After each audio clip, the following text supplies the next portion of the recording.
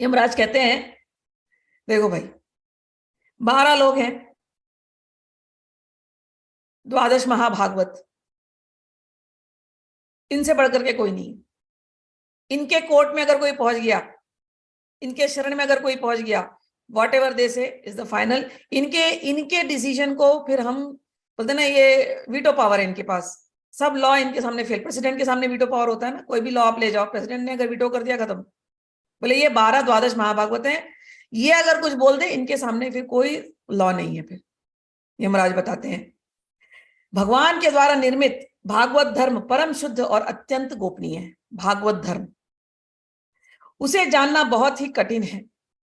जो उसे जान लेता है, यमराज कहते हैं, वह भगवत स्वरूप को प्राप्त हो जाता है।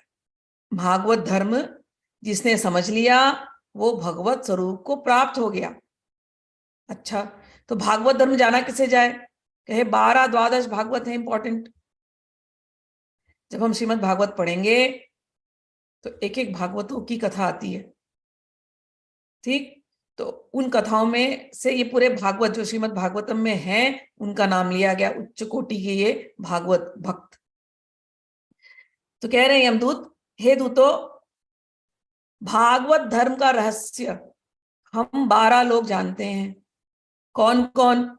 स्वयंभू ब्रह्मा जी, नारद नारद मुनि, शंभु शिव जी, कुमारः सनत कुमार इत्यादि, कपिलः कपिल भगवान, मनु हमारे फोरफादर, प्रहलाद, जनक, भीष्म, बलि, सुखदेव जी और मैं।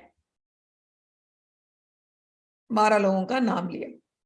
इन 12 के शरण में कोई भी गया और भागवत धर्म को समझ गया,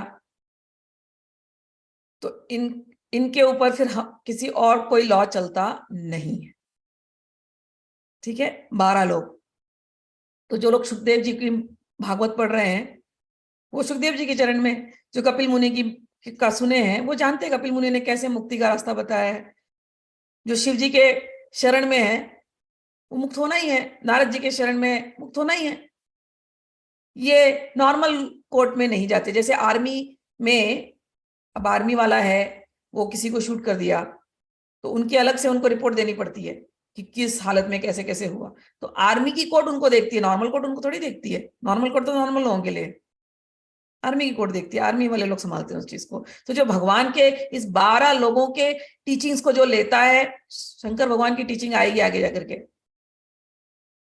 सबकी, नारद जी की टीचिंग्स आ चुकी है और भी आगे आएंगी। ये पूरे भागवत में यही द्वादश भागवत हैं जिनकी बातें अलग अलग जगहों पर दी गई हैं, जो भगवान के नाम को लेने के लिए प्रेरणा देते हैं। यमदूत की मैंने उठाई क्योंकि अंतकाले च मामे व, अंतकाल में यमदूत ही आते हैं, तो मैंने इसलिए उनकी बात को लिया है। तो यमदूत, यमराज ये कह रहे हैं कि भैया ये 12 लोगों को अगर कोई फॉलो करता है, इनकी कोर्ट अलग है। और कहने का, और कहते हैं इस जगत में जीवों के लिए बस यही सबसे बड़ा कर्तव्य है, परम धर्म है, कि वे नाम कीर्तन आदि उपायों से भगवान के चरणों में भक्ति भाव प्राप्त कर ले। तो क्या रूल बताया कि ये जीवन का पर्पस क्या है? भगवान के चरणों में भक्ति भाव प्राप्त कर ले। प्रिय दूतों, भगवान के नाम उच्चारण की महिमा तो देखो। अजामिल जैसा पापी भी एक बार नाम उच्चारण करने मात्र से मृत्यु पाश से छुटकारा पा गया। भगवान के गुण, लीला और नामों का भली भांति कीर्तन मनुष्यों के पाप को सर्वथा विनाश कर दे, यह कोई उसका बहुत बड़ा फल नहीं है।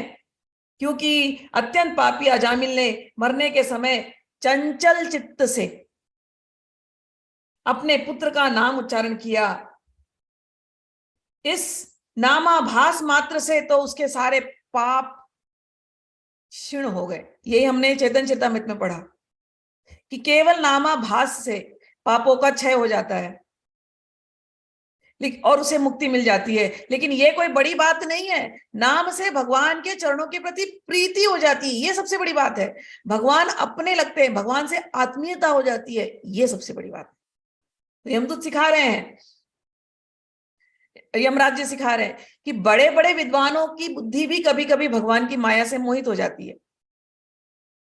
वे कर्मों के मीठे मीठे फलों का वर्णन करने वाली अर्थवाद रूपिणी वेदवाणी में ही मोहित हो जाते हैं और यज्ञ याग आदि बड़े बड़े कर्मों में संलग्न रहते हैं तथा इस सुगमति सुगम, कह रहे हैं यमराज जी कि बड़े बड़े लोग भी मोहित हैं, उनको लगता है बड़ा बड़ा कुछ करेंगे तो ही जाकर के मुक्ति मिलेगी, तो उन्हें लगता है भगवान का ये जो इतना सुगम मार्ग है, सुगमति सुगम, सुगम से भी सुगम, इजियर देन द इजियर मार्ग, उनको कि केवल भगवान का नाम लेना है, उनको इस भगवान नाम की महिमा समझ ही नहीं आती। यह कितने खेद की बात है। यमराज जी कह रहे हैं भागवतम ना इसीलिए पढ़ना चाहिए। प्रिय दोस्तों, बुद्धिमान पुरुष ऐसा विचार कर भगवान अनंत में ही संपूर्ण अंतःकरण से अपना भक्ति भाव स्थापित करते हैं।